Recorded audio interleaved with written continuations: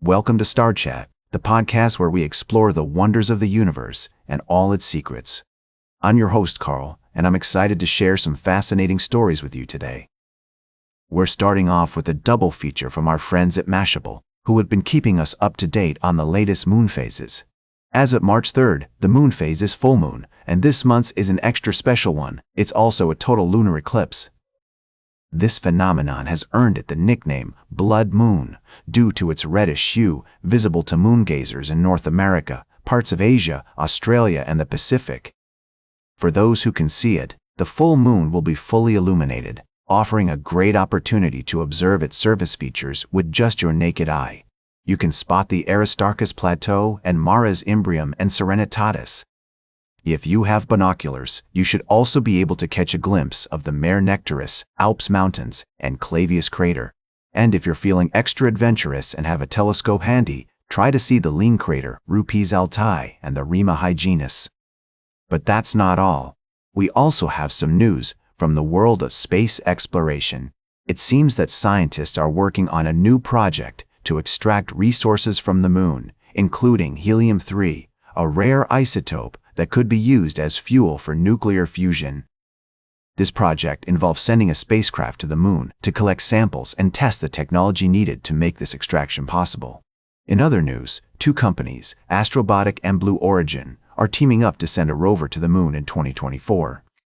The rover will be equipped with instruments to study the lunar surface and search for signs of water ice, which could be used as a resource for future missions. We'll be right back with more fascinating space news on Star Chat. Welcome back to Star Chat, where we're exploring the wonders of the universe and our place within it. Today we've been discussing some fascinating topics, from the search for life beyond Earth to the potential lifespan of alien civilizations. Speaking of which, let's dive into a thought-provoking story that might just change your perspective on the fate of intelligent life in the cosmos. A team of physicists from Sharif University of Technology in Tehran, Iran, has been studying the Fermi paradox, which asked the question, if there are so many planets and stars out there, why haven't we encountered any signs of intelligent life? One possible explanation is that advanced civilizations are short-lived, lasting no more than around 5,000 years.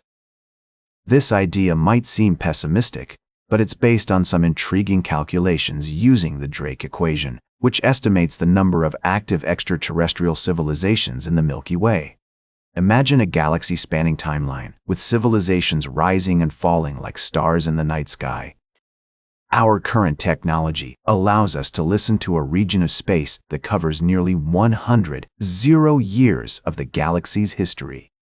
If we assume that any civilization within this time frame should have been detectable by now, then it's possible that they've either died out or haven't yet reached the point where they're emitting techno-signatures that we can detect. The numbers are striking. If advanced civilizations last for around 5,000 years and we've been an advanced civilization for only about 300 years, then the clock is indeed ticking. The authors of this study list a range of threats that could spell out destruction for civilizations like ours, from asteroid impacts to climate change, nuclear war, and even artificial intelligence. Now, this research doesn't necessarily mean that civilizations are doomed to fail after 5,000 years. However, it does suggest that the odds are against us, and that sooner or later we might bring about our own demise. As we ponder the fate of intelligent life in the universe, we're reminded of the importance of responsible stewardship of our planet and the need for continued exploration and discovery. As we consider the potential lifespan of alien civilizations, we're also forced to confront our own mortality as a species. Will we be able to transcend the challenges that have doomed other civilizations, or will we succumb to the same pitfalls? The answer, much like the universe itself, remains a mystery waiting to be unraveled. Welcome back to Star Chat. As we conclude today's journey through the cosmos, let's ponder a fascinating question. What if aliens don't do physics like us? Imagine encountering an intelligent species that has developed astonishing technologies without ever feeling the need to understand the underlying principles. They might have built space-bending wormholes or harnessed energy from their environment, all through trial and error, rather than theoretical understanding. This scenario challenges our assumption that science and technology are inextricably linked.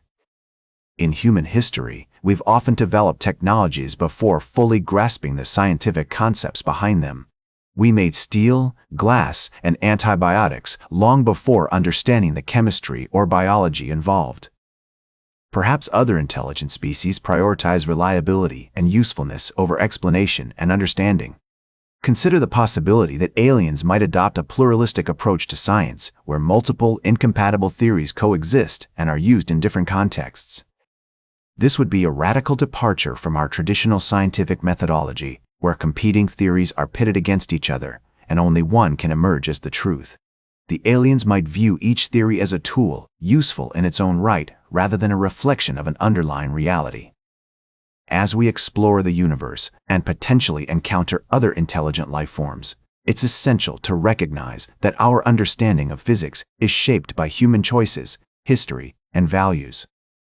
By acknowledging these assumptions, we can gain the freedom to rethink our theories and methods, ultimately leading to a deeper understanding of the cosmos. The search for extraterrestrial life and alternative forms of intelligence encourages us to re-examine our own scientific paradigm.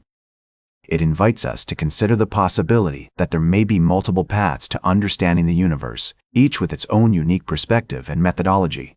That's all for today's Star Chat. Remember to like, share, and subscribe, and until next time, remember to keep looking up at the stars.